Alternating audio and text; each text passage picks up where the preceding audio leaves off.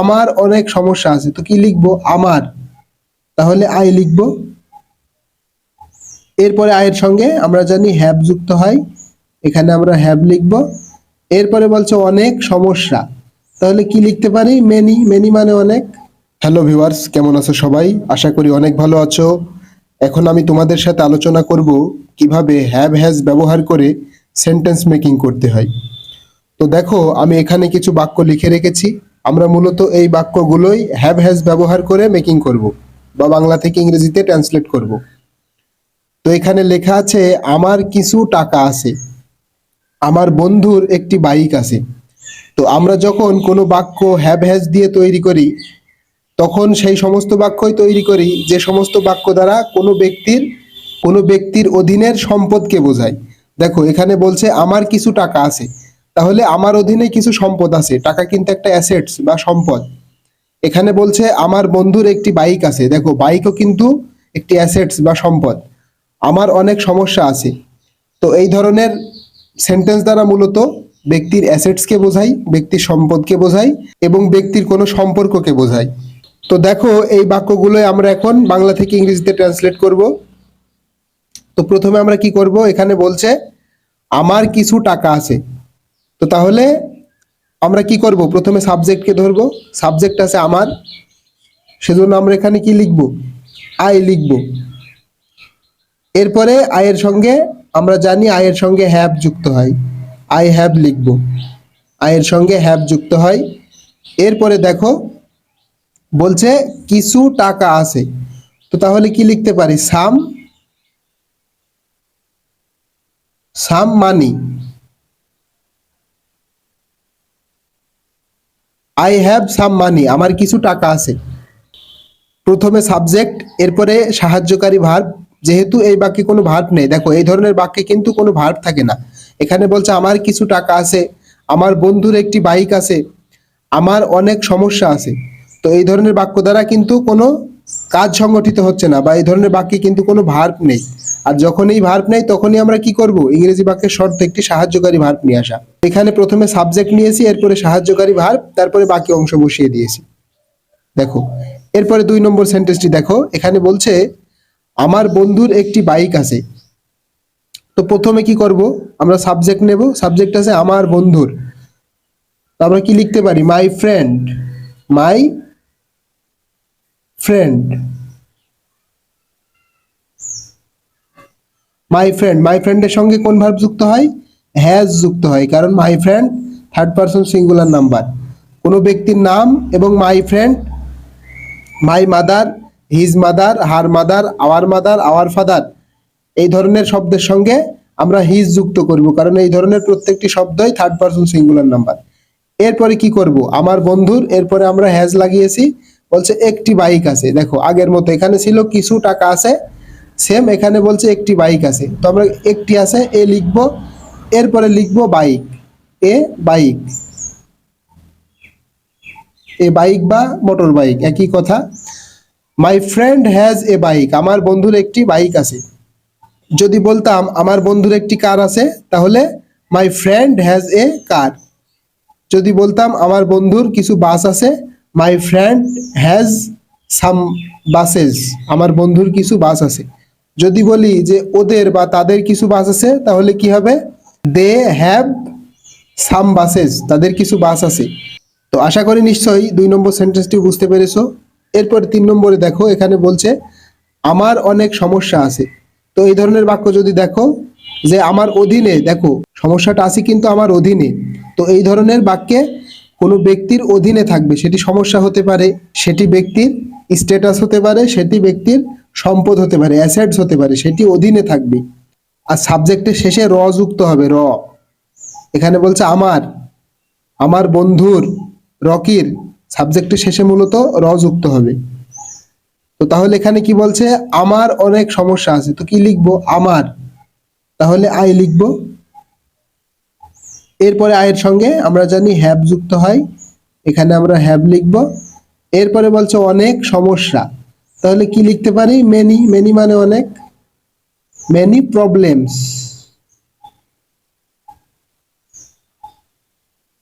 Problems. মানে অনেক সমস্যা।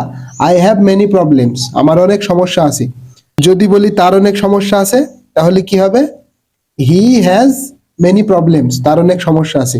যখন হি লাগাবো তখন হ্যাভ হবে না, তখন হয়ে যাবে হ্যাজ। হির সঙ্গে এবং যে কোনো একজন ব্যক্তি বা বস্তুর নামের সঙ্গে মূলত হ্যাজ হয়।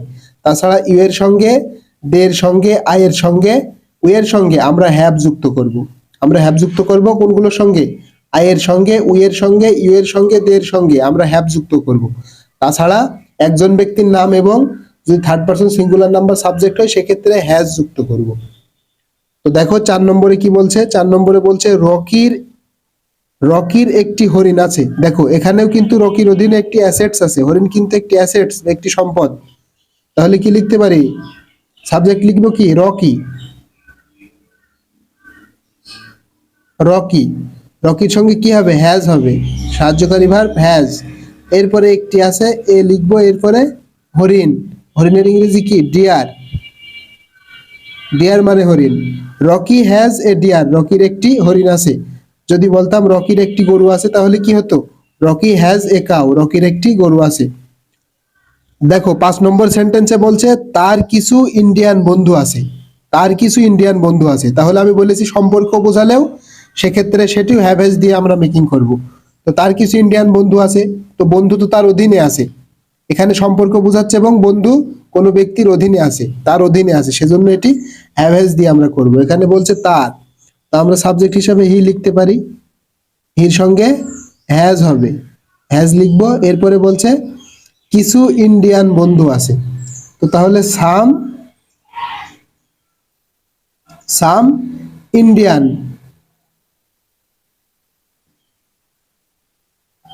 সাম ইন্ডিয়ান বন্ধু, ফ্রেন্ডস, ফ্রেন্ডস লেখা যায়। হি হ্যাজ সাম ইন্ডিয়ান ফ্রেন্ডস, তার কিছু ইন্ডিয়ান বন্ধু আছে। এখন যদি বলি যে তার কিছু ইন্ডিয়ান আত্মীয় আছে, তাহলে কি হবে? হি হ্যাজ সাম ইন্ডিয়ান রিলেটিভস, তার কিছু ইন্ডিয়ান রিলেটিভস আছে। তাহলে তুমি এইভাবে করে কিন্তু শত শত বাক্য তৈরি করতে পারবা হ্যাভ হ্যাজ লাগিয়ে। তো 6 নম্বর সেন্টেন্সটি দেখো, এখানে বলছে তার কি কিছু ইন্ডিয়ান বন্ধু আছে। ওই একই বাক্য কিন্তু এখানে বলছে তার কি কিছু ইন্ডিয়ান বন্ধু আছে। এটি ইন্টারোগেটিভ সেন্টেন্স, এটি দ্বারা প্রশ্ন করা বোঝাচ্ছে। তো প্রশ্ন করা বোঝালে আমরা কি করব? প্রথমে আমরা সাবজেক্ট কি আছে সেটি দেখবো। এখানে সাবজেক্ট আছে তার, তাহলে সাবজেক্ট আছে হি, হির সঙ্গে আমরা জানি হ্যাজ যুক্ত হয়। তো সাবজেক্ট যদি হি থাকে, এখানে আমরা বাক্যে যে সাহায্যকারী ভার্ব আছে সেটি আমরা প্রশ্ন করার ক্ষেত্রে আগে লিখবো না, আমরা আগে লিখবো ডু অথবা ডাজ, সেটি সাবজেক্ট অনুযায়ী। যেমন ভাবে আমরা প্রশ্ন করতাম সিম্পল প্রেজেন্ট টেন্সে, সিম্পল প্রেজেন্ট টেন্সে যেভাবে আমরা ডু এবং ডাজ লাগিয়ে প্রশ্ন করতাম, এই হ্যাভ হ্যাজ দিয়ে আমরা যখন বাক্য তৈরি করি, তখন যদি আমরা প্রশ্ন করি প্রথমে আমরা ডু অথবা ডাজ লিখব। তো আমরা জানি বাক্যে যদি subject third person singular number হয় অথবা হি, শি এবং যে কোনো একজন ব্যক্তির নাম হয়, সেক্ষেত্রে আমরা সাহায্যকারী ভার্ব কি করি? আমরা ডাজ লাগাই। তো আমরা এখানে ডাজ লিখব, ডাজ। এরপরে দেখো সাবজেক্ট লিখব, সাবজেক্ট কি আছে? হি। হির সঙ্গে এবার দেখো হির সঙ্গে হ্যাজ যুক্ত হয়, হ্যাজ। আমরা শুধু অতিরিক্ত এই যে প্রশ্ন করার ক্ষেত্রে ডাজ যুক্ত করছি, যেহেতু এখানে হি আছে সেজন্য এখানে ডাজ যুক্ত করছি। যদি এখানে আই থাকতো তাহলে এখানে কি করতাম? ডু যুক্ত করতাম। আশা করি এতটুকু বুঝতে পেরেছো। এরপরে এখানে হ্যাজ লিখেছি, এরপরে বলছে কি কিছু ইন্ডিয়ান বন্ধু, তাহলে লিখতে পারি some Indian friends, Indian friends. Does he has some Indian friends, তার কিছু ইন্ডিয়ান বন্ধু আছে। যদি বলতাম আমার কিছু ইন্ডিয়ান বন্ধু আছে, তাহলে কি হতো? Do I have some Indian friends, আমার কিছু ইন্ডিয়ান বন্ধু আছে।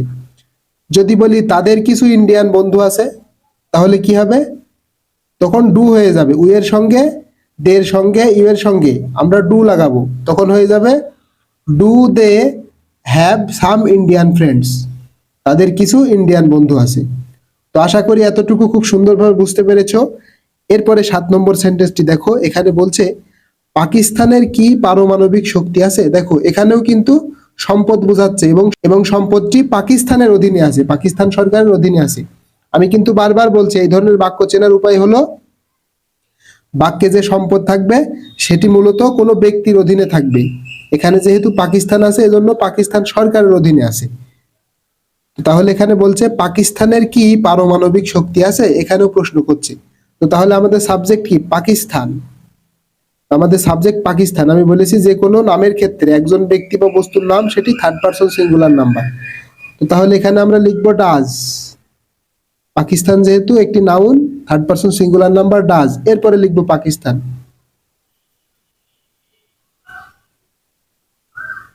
পাকিস্তান এরপরে দেখো পাকিস্তানের সঙ্গে আমরা কি করব? হ্যাজ যুক্ত করব, হ্যাজ। এরপরে বলছে কি? পারমাণবিক শক্তি। তো আমরা কি লিখতে পারি? Nuclear, nuclear power. পারমাণবিক শক্তির ইংরেজি হলো nuclear power. Nuclear,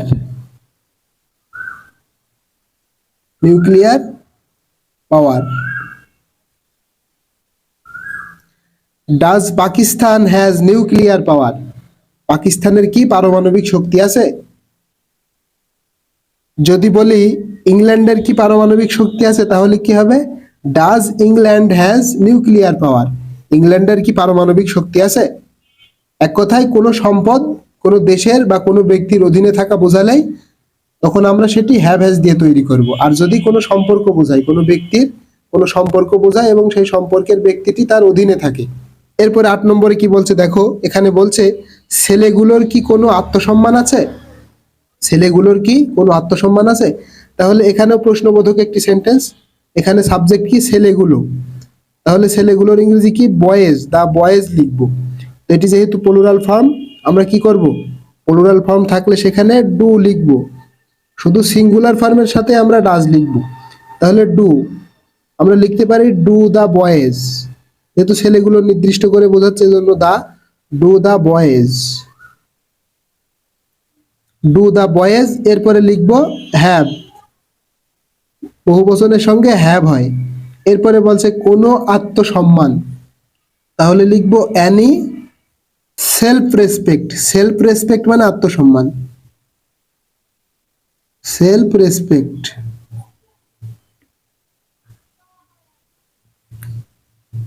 does the boys have any self respect? ছেলেগুলোর কি কোনো আত্মসম্মান আছে?